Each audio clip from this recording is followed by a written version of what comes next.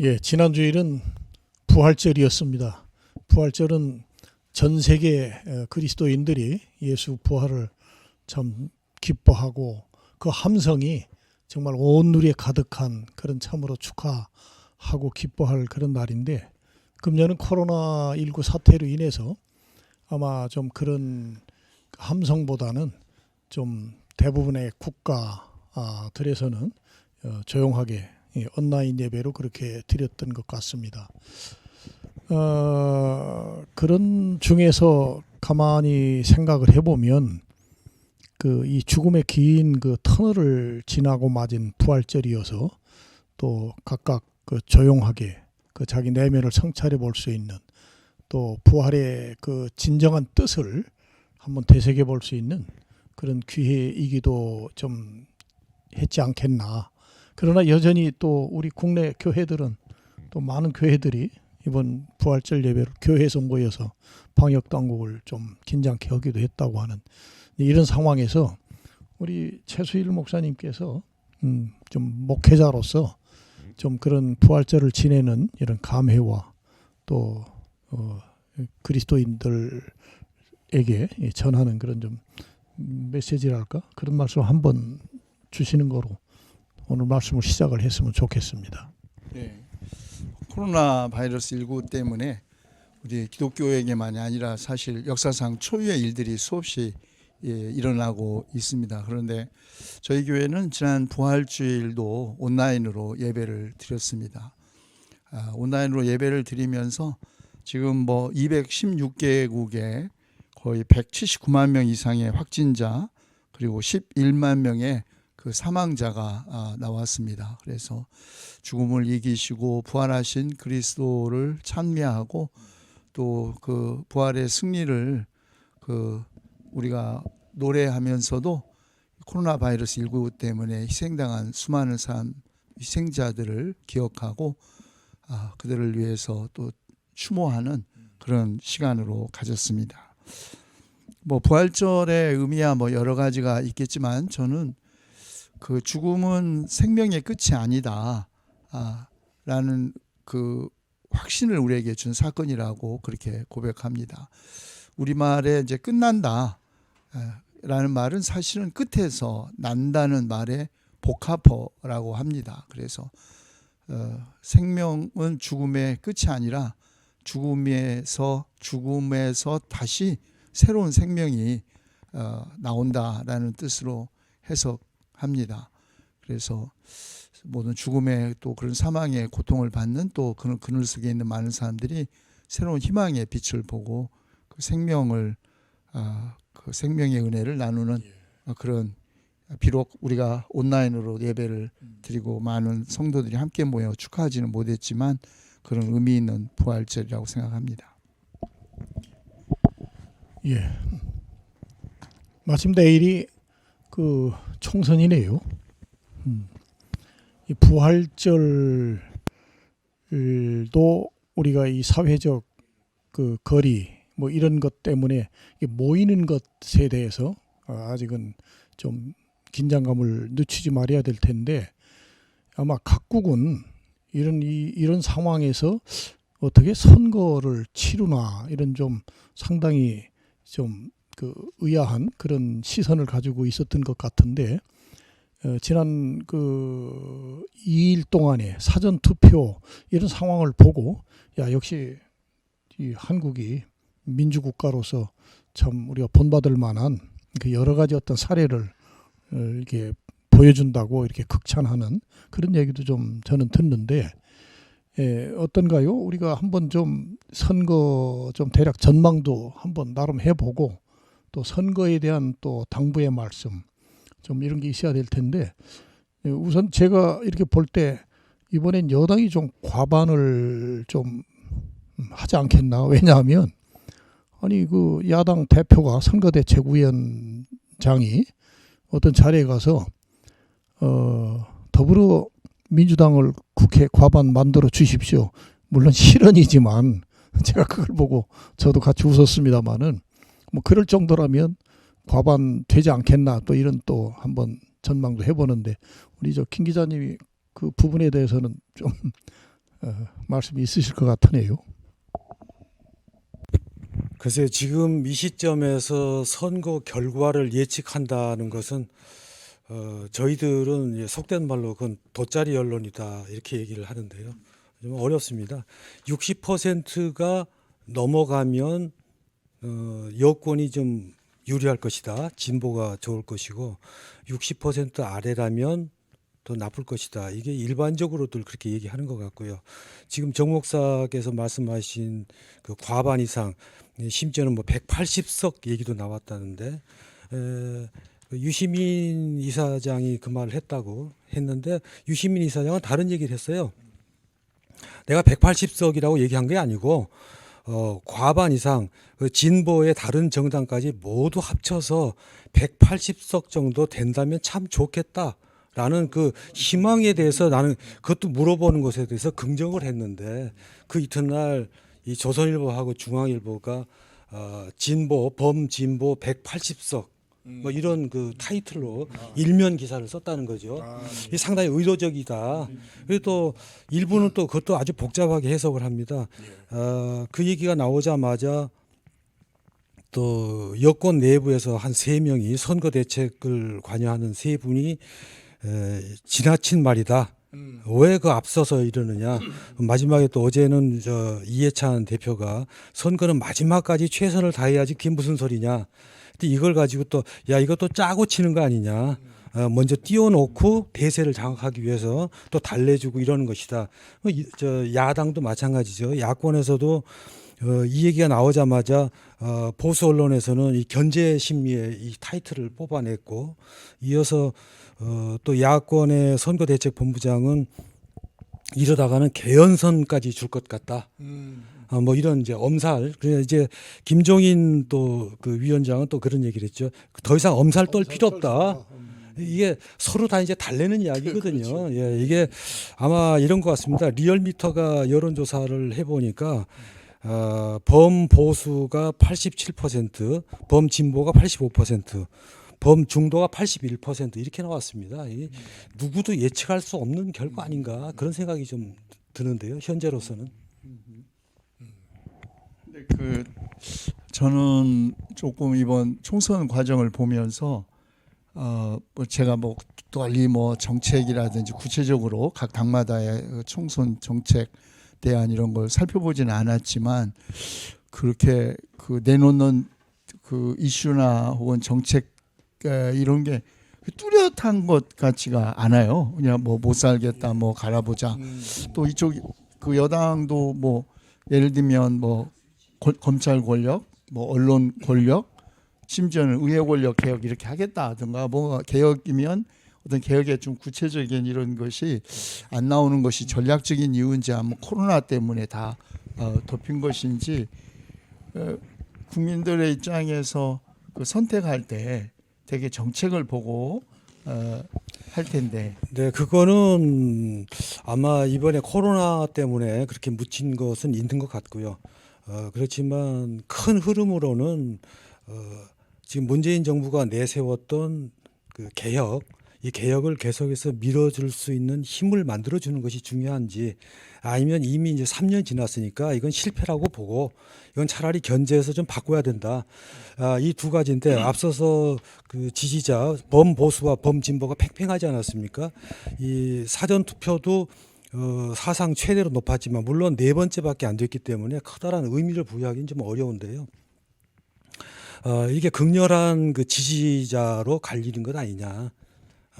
개혁이다 아니면 이건 아니다 개혁의 방향이 잘못됐다로 확연하게 갈라졌기 때문에 뭐 다른 것도 내놓고 뭐 할 상황이 아니라는 거죠 지금은. 글쎄, 저는 이제 그럼에도 불구하고 이번 그 선관위가 설문조사 한 거에 따르면은 국민들의 약 70%가 이번 선거에 적극 참여하겠다 이렇게 답을 한 것으로 봐서 예년보다는 좀 그래도 많은 그 투표율이 좀 올라갈 것 같다 이런 좀 예상을 해보는데 투표율이 예, 70%. 투표율 아니 그 설문조사 결과가 설문조사 그렇다니까 결과. 예. 그 예년에 비해서 적어도 20대 총선에 비해서는 좀 투표율이 올라갈 것 같다 이런 전망은 제가 해보면서 이 투표율 올라가는 것이 여에 유익한지 야에 유익한지 이것은 차치하고 해도 어쨌든 이 선거는 민주주의의 꽃이라고 그러지 않았습니까? 또 방금 말씀하신 것처럼 뚜렷한 그 정당들의 그 어떤 정책 이런 것도 잘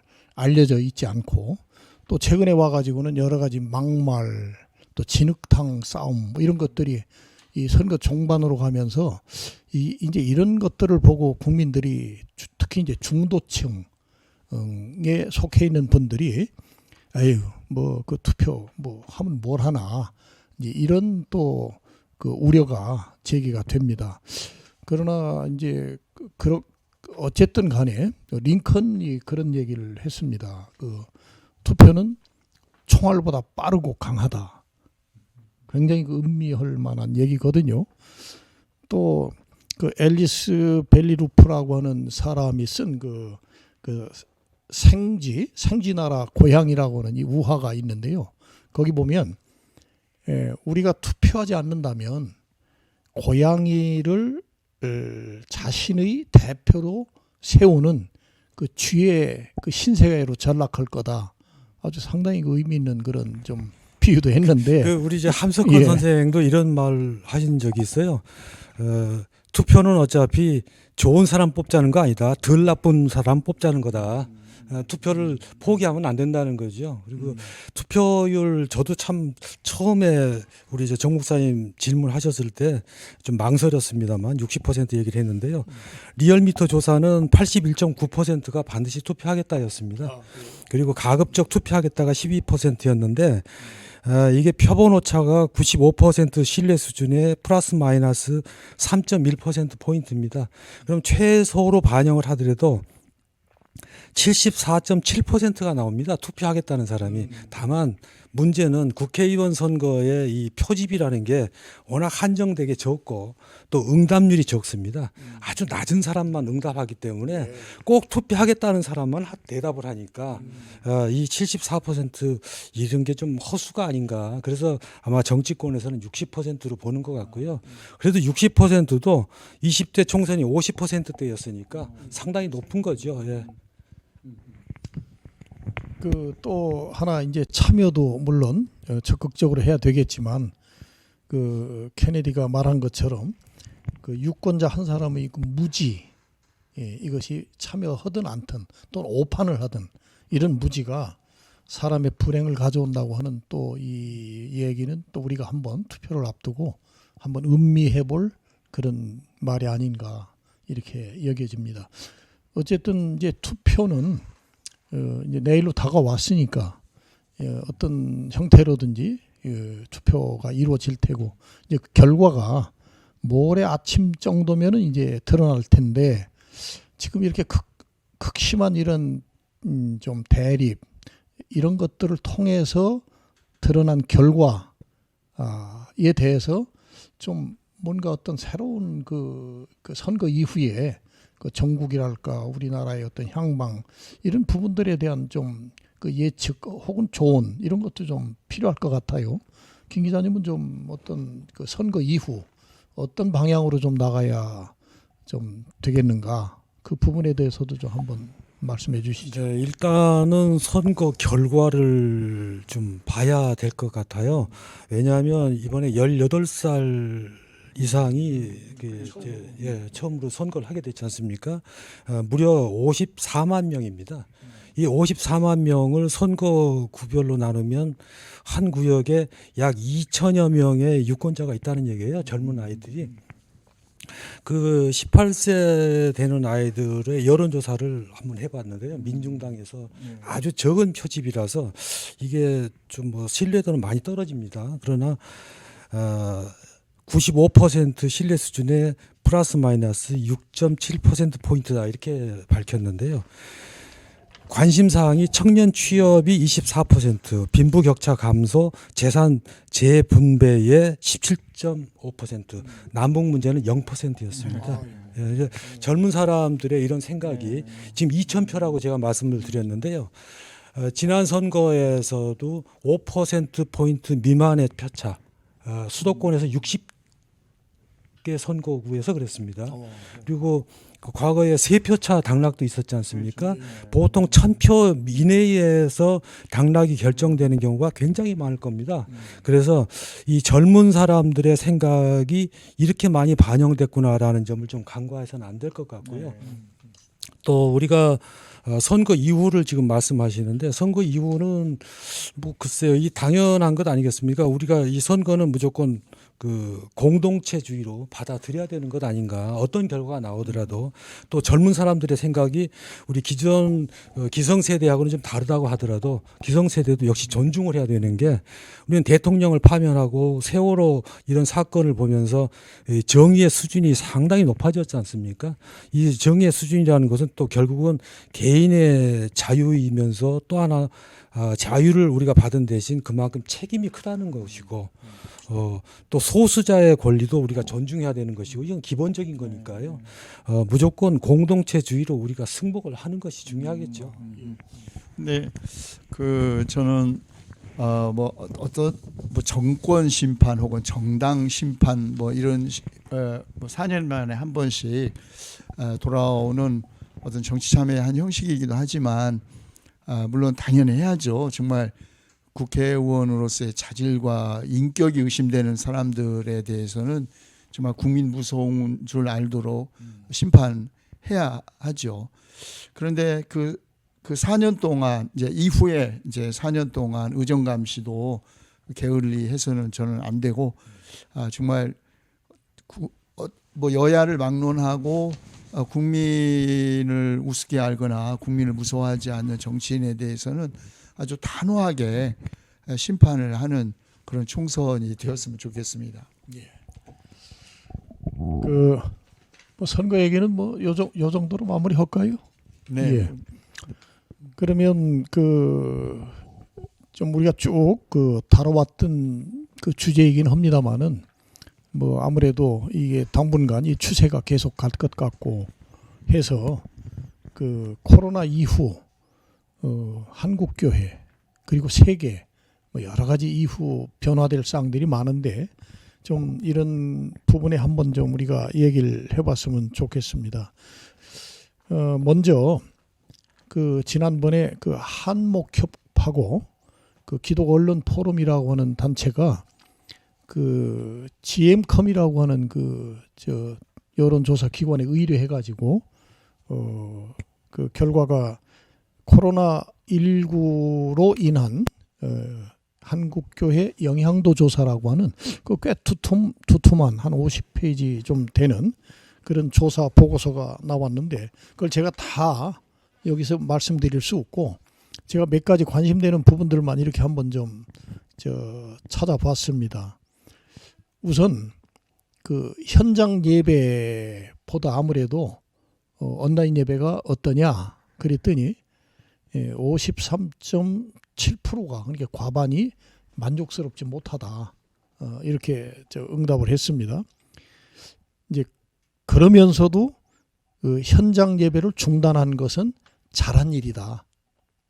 이게 87.8% 그리고 잘못됐다 하는 프로테이지는 불과 4%밖에 안 돼서 지금 이 사회적 거리두기 국민 전체의 그 방역에 대한 그 공감에 대체적으로 이렇게 그 협력하고 그 합의한 결과 조사가 나왔고요. 그러면서도 이 주목할 만한 사항은 앞으로 이제 이 주일 성수를 반드시 교회에서 해야 된다. 이게 의외로 40.7%고요. 온라인 예배나 가정 예배 이런 형식으로 드릴 수도 있다 하는 것이 54.6%. 이런 또 의외의 조사 결과가 나왔습니다. 그러니까 이제 이런 것들로 비춰볼 때 종래해왔던 그런 교회당에서 모여서 예배를 드려왔고 주일날 그리고 이것이 예배의 전체인 것으로 인식되어 왔던 그 동안의 한국교회 그 예배 형태에 굉장히 큰 어떤 변화가 있을 것이다 이렇게 좀 예상이 되고 또 하나 덧붙여 말씀드리고 싶은 것은 한국교회가 이제 앞으로 가져야 될 관심사가 뭐여야 되겠는가 하는 또 이런 질문에 대해서는 그 아주 실천적 그 신앙으로 나가야 된다. 이것이 한 24%. 그리고 교회 공적인 어떤 사회적 역할을 이제는 구체적으로 담당해야 된다. 이런 그 또 부분에도 특히 이제 약자에 대한 관심 이런 부분에 그 답한 응답도 21.4%. 그래서 약 한 50% 가까이가 그래도 상당히 좀 긍정적 그런 답변이 나왔어요. 그래서 저는 이제 앞으로 이 코로나 이 사태 이후에 그 한국 교회는 주일 하루 신자, 그래서 썬데이 크리스찬 뭐 이런 얘기를 하지 않습니까?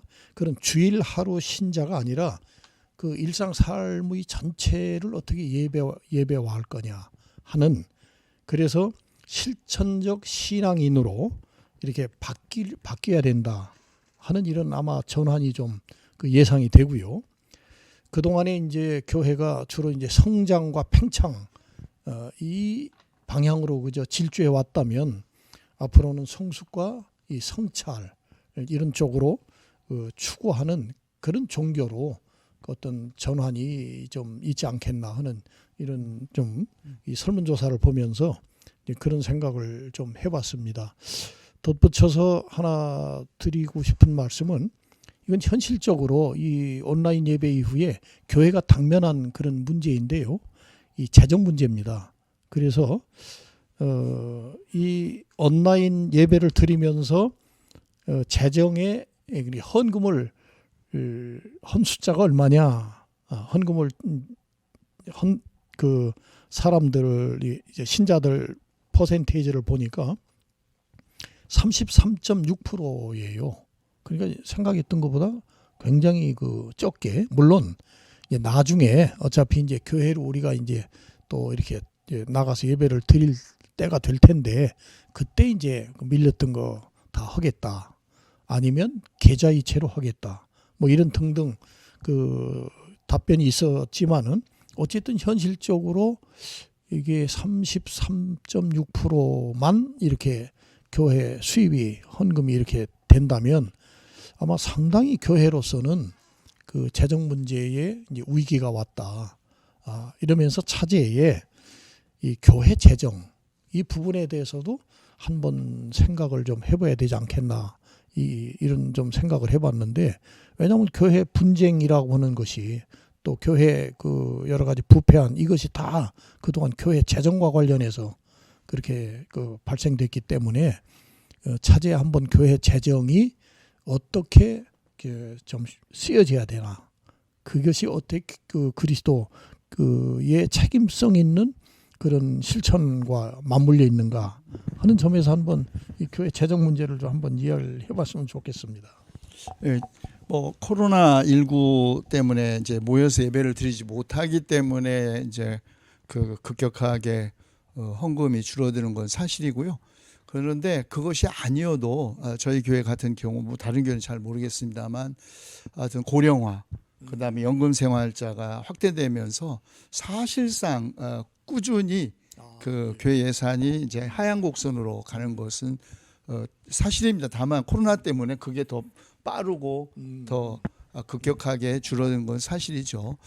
뭐 근데 저는 교회는 그냥 줄어들면 줄어든 대로 살면 된다. 그런데 제가 더 고민하는 것은 이런 경우에 어떻게 해야 하느냐가 아니라, 이렇게 긴축된 재정 구조 속에서 교회가 예산 혹은 재정을 어떻게, 사실 교회는 생산 공동체가 아니라 그 소비 공동체거든요. 그래서 그렇죠. 그 나눔과 소비죠. 그래 나눔이기 때문에 그걸 어떻게 나누는 것이 이런 상황에서 교회가 취해야 할 어떤 예산 운용의 원칙이냐. 그래서 저희들은 내부적으로는 비용을 절감할 수 있는 걸 최대한 절감하되, 우리가 나눔, 곧 일부 교회, 가난한 어려운 교회라든지 선교사들을 돕는 것까지도 그건 이제 정말 어떻게 그걸 우선적으로 하자, 뭐 이렇게 잡았습니다. 저는 이 코로나가 오히려 교회에 자꾸 이게 부정적인 영향이 아니라 아주 적극적으로 이제 수용하고 이걸 활용해야 활용할 수 있는 기회라고 보이는 게요. 저는 총회나 노예 차원에서의 대책이 뭔가 보면 좀 한심하기 짝이 없어요. 뭐냐면 노예는 상회비 한 달분 깎아주겠다.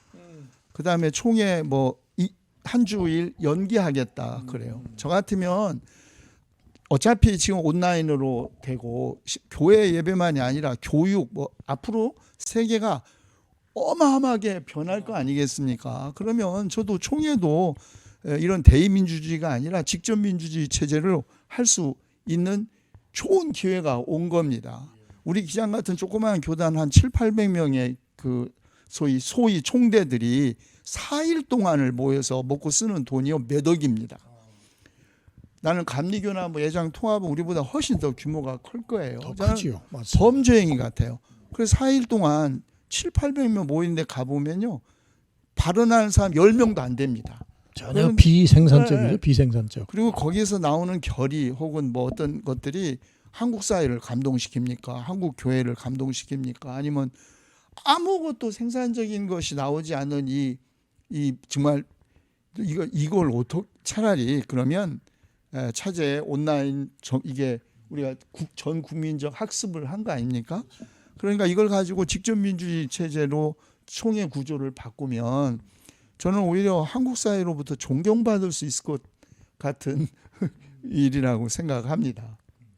그래서 자꾸 부정적인 영향에 대한 어떤 즉자적 대응과 대처가 아니라 이것 때문에 변화된 우리의 현실을 훨씬 더 적극적으로 교회가 시스템이나 혹은 전체 교단적인 차원에서 그리고 우리는 훨씬 더 직접적으로 대면은 아니지만 만날 수 있는 기술적 기반이 돼 있지 않아요.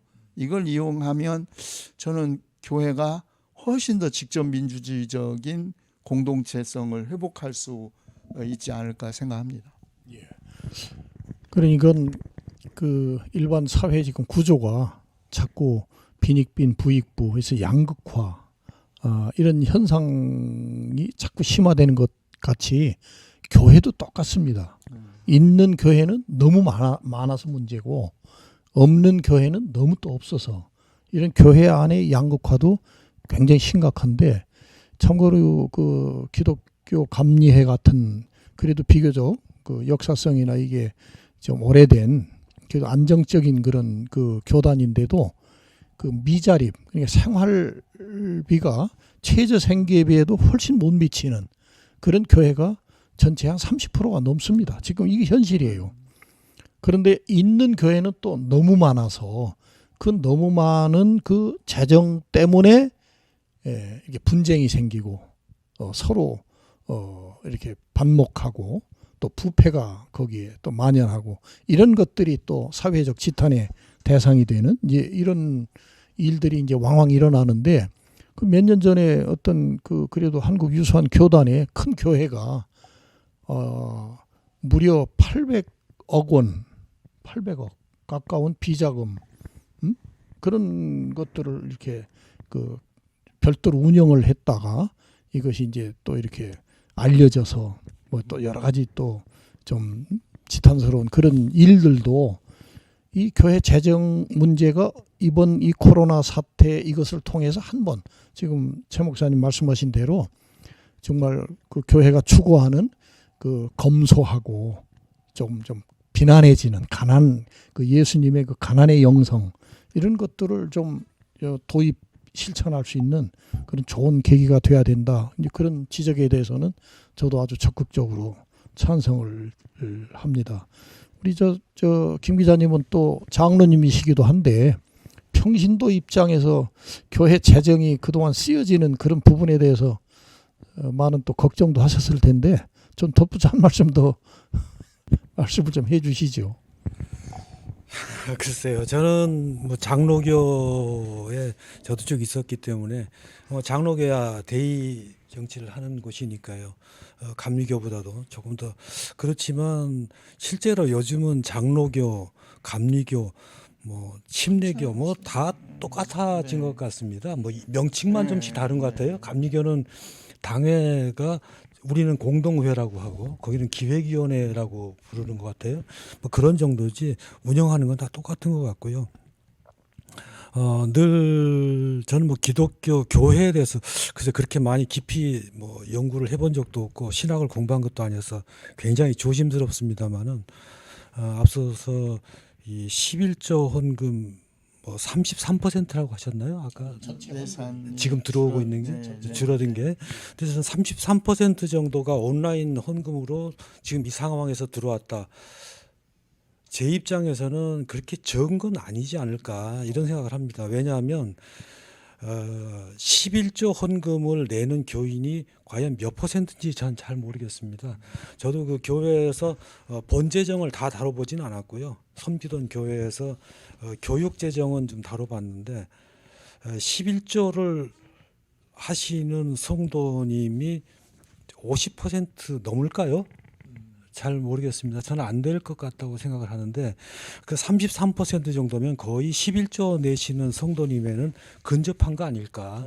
아니면 따로 자기가 주정으로 11조를 정해서 하시든지 감사헌금을 하시든지 하시는 분들은 뭐 모아놨다가 드릴 분도 있을 것이고 또 코로나 사태로 사실 수입도 많이 줄었을 겁니다. 예.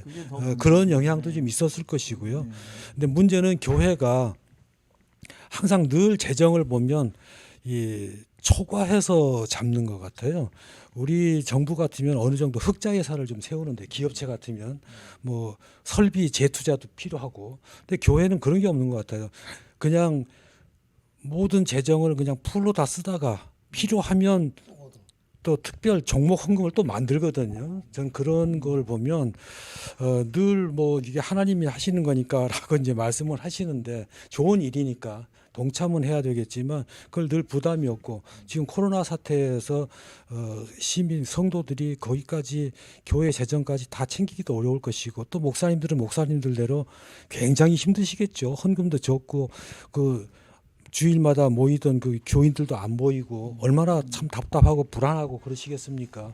저희들도 마찬가지입니다. 어떤 교회는 부활절 연합 예배를 이번 주에 온라인으로 그냥 드리는 예배가 있는가 하면 교회가 있는가 하면 어떤 교회는 오히려 모였을 때 하자. 그래서 4월 말이나 5월 초로 미루시는 그런 부활절 특별 예배를 그런 교회도 있는 걸 봤습니다. 이게 뭐 글쎄 교회력에 따라서 이게 맞는 건지 틀리는 건지 저는 그 뭐 판단할 능력은 없지만 그냥 마음에 있는 거니까 그렇다면 그런 상황에서 우리가 비대면 예배 아까 좋아했다고 그랬잖아요. 50% 넘는 사람들이 이 비대면 예배도 앞으로는 익숙해져야 될 것 아닌가. 그리고 그 교단 말씀하셨습니다만 우리 한국에 지금 연합기구가 없잖아요. NCC가 하나 있었지만 지금 유튜브라든지 이런 데 보면 이 WCC의 그 정체를 밝힌다. 이건 공산주의자들이다. 뭐 이게 아주 옛날 지금도 유튜브에 보면 뭐 엄청 돌아다니고 있습니다. 뭐 알만한 유명한 목사님들이 그 설교를 하고 계세요. 이런 걸 보면 야 언제 이게 다 묶여지겠나. 그래서 제일 답답한 것이 코로나 사태도 그렇고 교회 문제도 그렇고 교회가 좀 애통하는 마음이 좀 있었으면 성도들이 애통하는 마음을 회복했으면 좋겠다는 생각입니다. 예, 최 목사님. 그러다 보니까 이제 그런 생각이 좀 드네요. 그 베르자예프라고 하는 그 러시아 이 사람이 한 얘기 중에 그 물질은 그저 나누지 않을 땐 그대로 있지만 그게 나누면 영적 실체가 된다.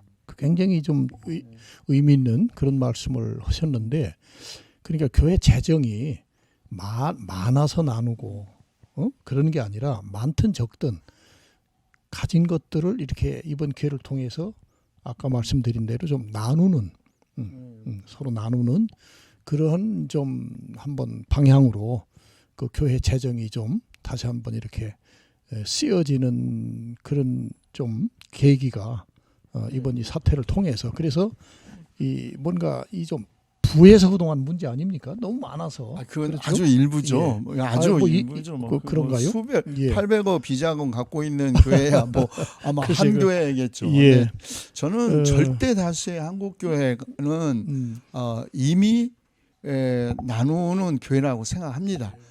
어쨌든 그게 이제 뭐 정도의 차이는 있겠지만 교회 구조 자체가 그 잘 모르겠어요. 그 재정 구조가 제로에서 시작하거든요. 우리가 뭐 2월이 되거나 혹은 뭐가 아니라 제가 교회의 재정 구조가 하여튼 제로에서 시작을 해서 이제 연말까지 가는데, 그러니까 뭐 연초 특히 부활절까지 한 3개월은 거의 이제 완전히 헌금에 의존하는 그 공동체이기 때문에 구조가 그렇게 되는 건데요. 저는 그 아까 말씀드린 것처럼 그 코로나19 때문에 그 교회 재정이 더 갑자기 어려워진 건 사실이지만 그 아니어도 모르겠어요. 우리 다른 교회는 뭐 나날이 이렇게 예산이 매년 이렇게 확대 편성이 되는지 모르지만 아니, 추세는 맞습니다. 예, 예. 내려가는 추세거든요. 거의 10%씩. 그래서 이제 거기에 적응하면서 이제 사는데, 교회 공동체가 예산을 어떻게 세우느냐만이 아니라 그걸 어디에 그 집행하느냐가 그 공동체의 신학이나 어떤 추구하는 가치가 반영되는 건데, 교회는 나눔 공동체이기 때문에 마땅히 어려운 교회와 함께 나누죠.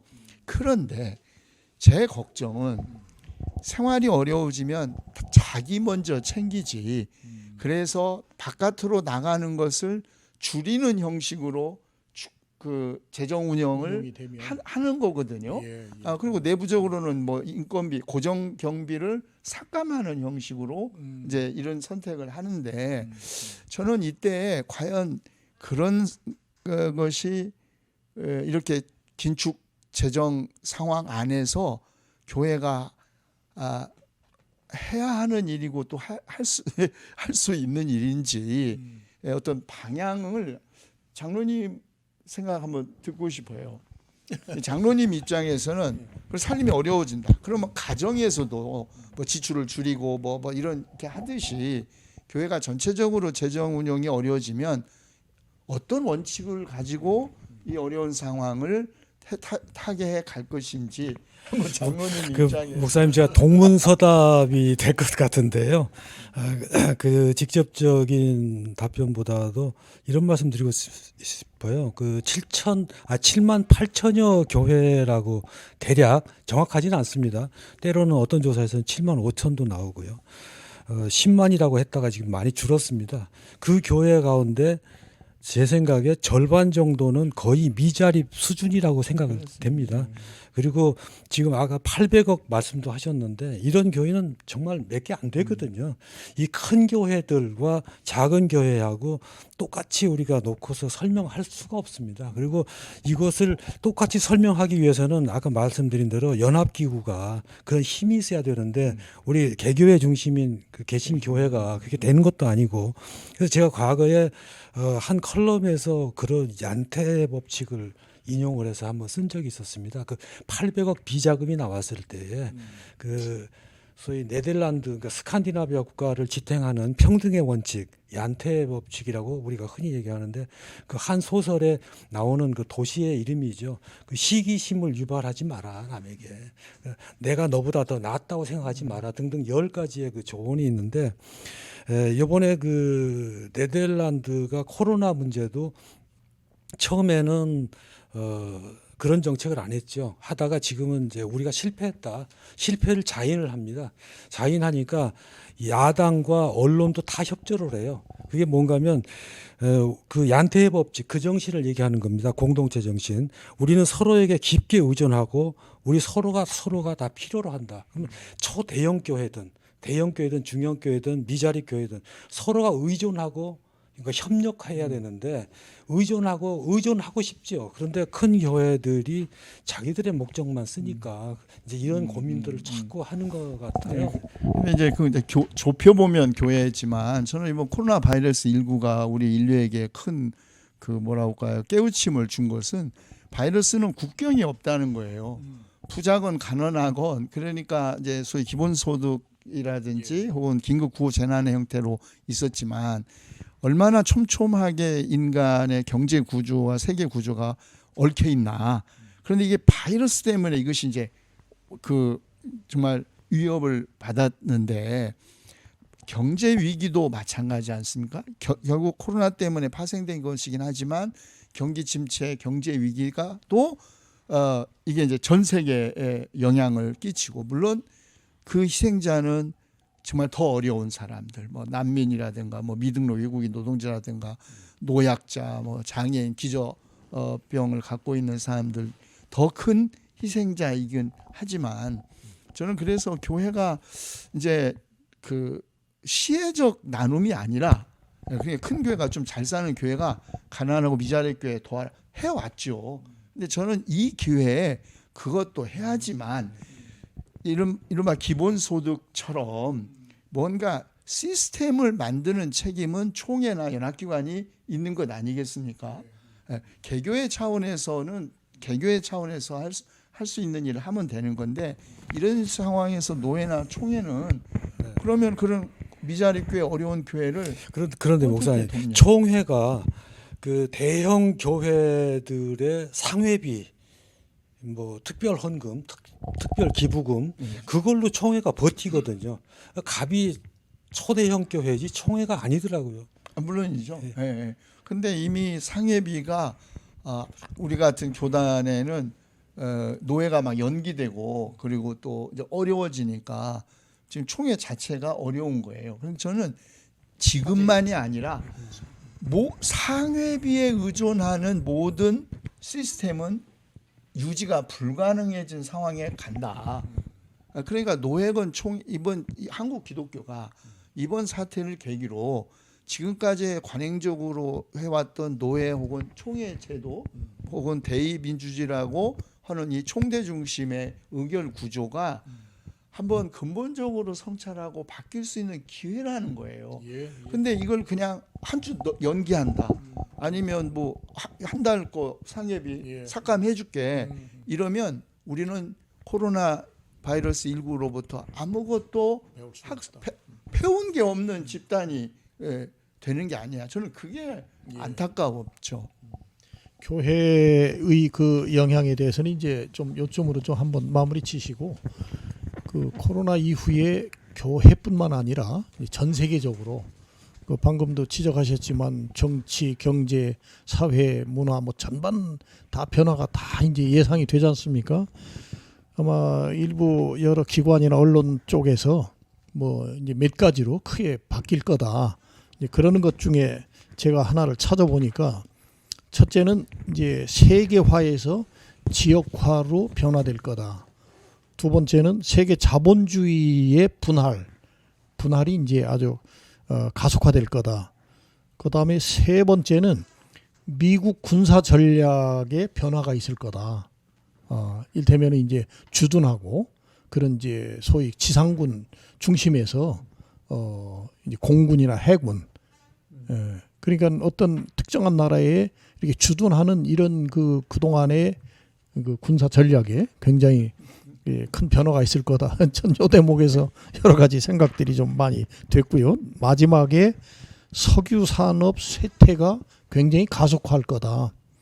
그러니까 이 얘기를 들으면서 역으로 저도 이제 요새 그 최근 한 달 동안에 이렇게 좀 실감하는 거는, 자동차가 그래도 예년보다 상당히 많이 줄었어요. 그러니까 좀 공기 질도 좀 좋아진 것 같고, 예. 이제 이런 부분들이 또 그 반대 급부적으로 오는 이런 또 긍정적인 또 측면도 있거든요. 그래서 이런 이제 세계의 변화에 대해서 한번 좀 또 최 박사님께서는 어떤 변화가 예상되고 또 그런 쪽으로 가야 될 거다. 뭐 유발 얘기도 많이 하시고 그랬지만 다시 한번 정리 차원에서 좀 말씀을 좀 해보시죠. 그 이미 이제 이 코로나 바이러스 때문에 그 우리가 겪고 있는 그 변화 그 자체에 이것이 부정적 혹은 긍정적 영향 뭐 이렇게 많은 사람들이 이야기를 하고 있어요. 근데 저는 이제 이제 뭐라 할까요? 국내적으로 또 세계적으로 어떤 변화가 있을까? 그런데 이제 저는 그거 전에 여러분 혹시 체르노빌 그 발전소 그 폭파 그 사건 아시잖아요. 제가 그때 독일에 있었는데 체르노빌이 이제 터졌어요. 그때 소위 그 독일에서 환경 운동을 하고 또 그 녹색당을 하던 사람들이 이제 모여가지고 이제 하는데 그때 그 한 대표가 이런 얘기를 했어요. 내 평생을 그 원자력 발전소 이제 문제 그리고 환경 문제 그렇게 얘기를 하는데 정말 변화가 거의 안 보였다는 거예요. 근데 체르노빌 딱 터지니까 인류의 학습 효과가 이렇게 빠를 줄 몰랐다는 거예요. 그러면서 이거 정말 이래서는 안 되겠지만 인간이 돈을 먹고 살 수 없다는 것을 깨닫기 위해서 그러면 한 10년에 하나씩은 이거 체르노빌 터져야 이게 배울지 모르겠다 그래가지고 저 웃은 적이 있었습니다. 코로나19 만약에 정말 자본주의 시스템 예를 들면 우리가 지금 긴급 구호 재난의 형식으로 기본소득 그다음에 현금을 하는 건 전 세계적으로 돼서 저는 차제에 이제 소위 이런 기본소득 제도가 제도적으로 정착될 수 있는 길이 논의가 시작이 되고 또 그렇게 가면 참 좋겠다. 그리고 이제 이 디지털 기반한 초연결 사회로 전환하는 것을 그렇게 대면적이지 않다고 부정적으로만 볼 게 아니고 훨씬 더 긍정적으로 이것을 활용할 수 있는 그 어떤 새로운 변화가 있지 않을까. 그리고 이제 결국은 인간이 많이 모인 곳에서 감염병이 빠르게 확산되기 때문에 대도시 집중보다 어떤 전원으로의 인구 이동도 뭐 긍정적으로는 변화로 볼 수 있지 않을까. 다만 이제 이 소위 확진자하고 감염자들에 대한 그 동선 파악을 위해서 우리가 이제 온갖 그 기술과학을 동원한 어떤 감시가 자칫하면은 이 전체주의적 감시와 시민의 자유와 자율권 사이에 갈등을 유발하지 않을까 하는 건 이제 하라리도 지적을 한 거고요. 또 이제 나라마다 국경을 폐쇄해야 하니까 국수주의적인 고립 이런 것들이 강화되는데 사실은 아니 바이러스가 국경이 없는데 이 바이러스를 퇴치하기 위해서는 국경을 넘는 혹은 국경 없는 어떤 결속과 연대 정보의 공유 이것 아니면 이제 어려워질 텐데 이 갈등을 어떻게 해소할 것인지 다만 저는 그런 것들이 정말 이 기회죠. 다만 이제 이것이 그 뭐 백신이 개발하고 한번 지나가면 또 잊어버리면 아까 뭐 체르노빌 사건 이후 얘기한 것처럼 이 팬데믹이 한 5년에 한 번씩 와야 뭐 이렇게 충격요법으로 그런 어떤 시스템의 변화가 가능하다면 참 불행한 일이죠. 근데 우리는 충분히 학습 능력이 있는 호모사피엔스니까 이걸 기회로 어떤 새로운 시스템에 뭘 만드는 기회가 되면 참 좋겠다는 생각입니다. 네, 뭐 이미 석학들이 많이 말을 했지 않습니까? 지금 현재는 국가의 상황이 서로 소통이 되고 융합이 돼 있다. 다만 앞으로를 알 수가 없다. 앞으로 알 수 없는 이유는 지금 최 박사님 쭉 말씀하신 대로 국가의 특성이 배타성에 있으니까요. 자기 국익만을 추구하는 거니까. 그럼에도 불구하고 대체로 나라들이 이제 너무 의존적이 돼 있기 때문에 완벽한 그 배타성만을 추구하기는 어려울 겁니다. 그래서 이 사람을 뭐 감시 체제 아까 뭐 하고 유가는 석유는 아마 축소될 것이다. 뭐 그 두 가지에 대해서 저는 조금은 좀 두 가지 생각을 해봤는데요. 석유는 완전히 축소되기는 당분간은 좀 어렵다. 왜냐하면 미국이라는 나라가 기축 통화의 그 지위를 유지하기 위해서 석유를 결코 포기하지 않을 것이다라고 저는 생각을 합니다. 그냥 근본 이자가 없어졌어요. 지금 금값이 막 오르고 있잖아요. 달러에 그 위협을 주고 있는 건데 달러가 버티는 거는 석유거든요.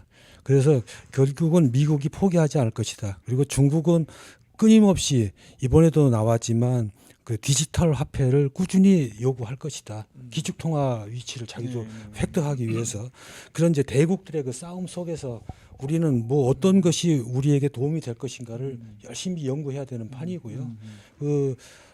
시민들의 감시 체계, 우리 IT 강국이라고 우리는 이제 자랑을 하는데 대부분의 외신들이 한국의 이번에 그 감염병 대처를 가지고 IT 강국은 역시 다르다 이런 찬사들을 보내고 있으면 얼마 전에 또 뭐 프랑스에서는 한 누구 기고가 아주 거기는 뭐 경찰 국가인 것처럼 해가지고 좀 시끄러웠었는데 그 이유는 그런 것 같아요. 헝가리가 이번에 그 비상사태를 한 달 더 연장하면서 정권 연장을 시도를 했던 것 같아요. 그것 때문에 아마 이 감시 체계에 대한 그 비판 여론이 지금 동유럽은 많이 감염병 확산을 잡았거든요. 오히려 서유럽, 남유럽이 못 잡았어요. 자유분방하니까. 그래서 그 자유분방했던 나라들이 오히려 동유럽과 이걸 견제하기 위한 그런 발언인 것 같고요. 이건 아마 IT 강국이 되고 디지털 화폐가 되고 하다 보면 그건 자연히 그렇게 더 계속해서 발전하지 않을까요? 예. 교회도 비대면 예배가 더 발전할 거고. 예. 아까 이제- 그 여론조사 정 목사님 그 읽은 거 예. 저도 살펴보니까 온라인 예배에 대한 선호도가 젊은 층에서 굉장히 높더라고요. 글쎄요. 예상외로 제가 놀랐습니다. 예. 그런데 이제 그 비대면 여기도 그 또 전망 중에 그런 것도 나옵니다. 비접촉 비대면 그런 비즈니스가 이제 출현할 거다 하는데 저는 좀 이런 상상도 한번 해봅니다. 지금 그 이런 사태에서 우리나라에서 당장 그 교육부가 온라인으로 지금 개강을 하고 그러지 않습니까? 그런데 지금은 다 그 관련된 학교, 뭐 담임 선생님, 그것도 담당 선생님들이 전부 이렇게 만들어 가지고 이제 그걸 통해 가지고 학습을 하고 그러지 않습니까? 그런데 만약에 이게 이제 그 자연스럽게 정착이 되면 우선 학교가 없어질 것 같아요. 그리고 수많은 교사들이 다 이게 필요 없어질 것 같아요. 그 과목에 그 제일 잘하는 그 몇몇 그 교사들만 있어가지고 어차피 지금 뭐 EBS라든지 이런 시스템이 다 돼 있잖아요. 그러니까 그 각 학생의 그 수준에 맞도록 다 그 교육을 하고 그렇게 되면 학교 우열도 없어지고 글자 그대로 이제 평준화되는 거고 인류 대학 뭐 그렇지 않은 대학의 구분도 없어지고 그렇게 되면 그런 온라인을 통해 가지고 다 교육받고 학습받은 사람들이 이제는 공개 그 어떤 그 경쟁 그 어떤 절차에 따라서 그 기업이면 기업 또는 국가기관이면 기관이 그 필요한 그 사람들을 이렇게 뽑았을 때 그럼 나가서 거기에 적합하게 대응을 해서 다 진출을 하고 이제 이렇게 되면 되는 거 아니냐 하는 하여튼 뭐 이게 또 엉뚱한 정 목사님 그 학교 상상인지 뭐 모르겠습니다만 그 전체적인 그 취지는 충분히 공감합니다. 그런데 그 학교가 없어진다는 것은 그거는 좀 불가능할 것 같고요. 왜냐하면 지금 학교라는 거는 그 모여서 그 공부만 하는 게 아니라 사회성을 배우는 것이고 같이 어울려서 실험을 하는 거고 지금 이튼 스쿨을 비롯해서 명문 학교들은 다 가장 주요한 과목이 체육입니다. 그냥 과학, 수학이 아니고요. 그거는 사회성 때문에 그런 거고요. 그리고 아니 그런데 지금 그 말씀 하시니까 지금 현재 학교가 운동장이 있지만 그 운동장에서 정말 그 체육을 중시해서 그 시간에 체육을 하고 그러냐 말이죠. 그래서 이제 이 시간이 좀 지나야 되겠죠. 예. 그리고 이 수업이라는 게 그렇습니다. 이 스웨덴 같은 경우가 처음에 우리 그 감염병 사태를 처음에 대처를 그렇게 하지 않았지 않습니까? 알아서 하라. 알아서 하라는 이유가 뭐였냐면 각 기관이 다 있으니까 그가 했던 이유 중에 또 하나가 그겁니다. 우리나라도 지금 어린이집에 긴급 돌봄이라는 서비스를 거의 다 하고 있습니다. 이미 초등학교는 계약을 못 하고 있지만 왜냐하면 긴급 돌봄을 하지 않으면 이 맞벌이 부부가 아이를 맡길 데가 없어요. 그런데 서구 사회가 이미 그렇게 돼 있고 온 세계가 그렇게 되어 있습니다. 그래서 학교는 그 돌봄 그 시스템까지 같이 갖고 있는 거거든요. 그래서 그거는 어쩔 수 없는 거고. 아니, 그런데도요 이미 학교가 없어졌고 아니 초등학교 지금 없어지 그건 이제 인구 감소 때문에 역할이긴 하지만 저는 온라인 수업을 옛날에 그 대학 안에서도 뭐 그 교육부가 뭐 권장하고 뭐 그랬을 때 교수들 간에 이제 이견이 딱 갈라지는 거예요. 적극 활용하는 사람들과 끊임없이 교실 안에서의 면대면 교육의 중요성, 뭐 인격 어쩌고 그러는데 정말 죄송하지만, 죄송하지만 그 면대면 하는 인격 존경받을 만한 교사나 교수 그렇게 많지 않습니다. 네. 그리고 그렇게 면대면을 해서 우리가 교육이요 정보의 전달이라고 한다면은 구글에서 우리는 테드 구글에서 세계 최고의 정상급 정보를 받아요. 저도 그리고 진짜 뭐 잘 모르겠습니다. 우리나라도 뭐 좀 퍼지고 그런데 학교 안 보내잖아요. 진짜 부자들. 예, 학교 안 보냅니다. 개인에서 미국도 그런다고 그래요.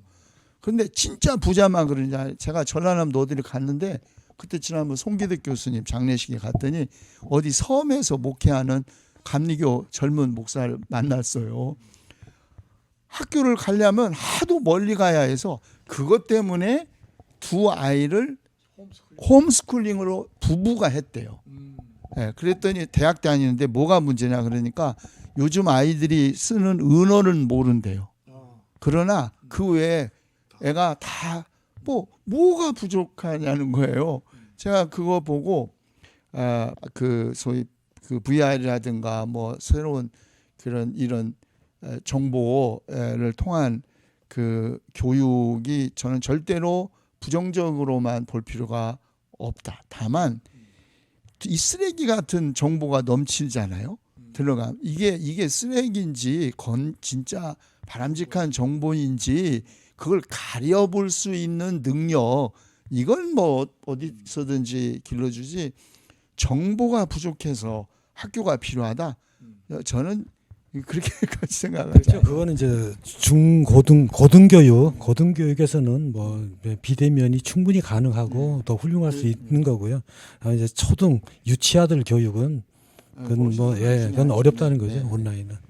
그러니까 대학교가 없어져도 뭐 상관이 없다. 지금과 같은 이 시스템이 잘 이렇게 정착이 되면 뭐 그런 데는 동의하시네요. 그렇죠? 그러니까 한번 그런 상상도 한번 해보는 거죠. 방송통신대학도 있지 않습니까? 그러니까요. 예. 어쨌든 이 코로나 이 폭풍은 아마 어쨌든 지나갈 겁니다. 이제 이 지나고 나면 우리는 원튼 원치 않든 전혀 다른 세상에서 살아야 될 테고 그런데 그 코로나 이후 다가오는 변화된 세상에서 우리가 어떤 삶을 살 거냐 하는 얘기는 계속 그 여러 석학들이나 여러 전문가들이 이렇게 다 예측을 하고 또 전망을 하지만 또 우린 또 그리스도인으로서 이 성서에 기반한 그런 기독교적 어떤 정말 그 보편적 인류 모두에게 꼭 이 시기에 필요한 그런 뭐 좀 요걸 좀 함축해서 얘기하면 영적 어떤 양식 이것들을 좀 이제 교회가 근본적으로 준비를 하고 그것을 제시하고 또 실천적 삶을 살아나가는 그런 그 새로운 그 세계를 한번 열어 나가는 그런 꿈을 꾼다면 역설적으로 이 코로나 이 사태가 비극이긴 하지만 또 우리에게 삶의 새로운 어떤 방향을 지표를 또 이렇게 제시해주는 좋은 또 계기가 되지 않겠나 이런 생각을 하면서 앞으로 코로나 이후 이 변화된 세상 여러 측면에서 이 부분에 대한 얘기는 앞으로 저희가 또 두고두고 당분간 해야 될 그런 주제인 것 같습니다. 예, 다른 뭐 오늘 더 하실 말씀 없으시면 뭐 미흡하지만 그냥 뭐 이 정도로 마무리할까요? 예. 예, 감사합니다. 수고하셨어요. 수고하셨습니다. 예. 수고하셨어요.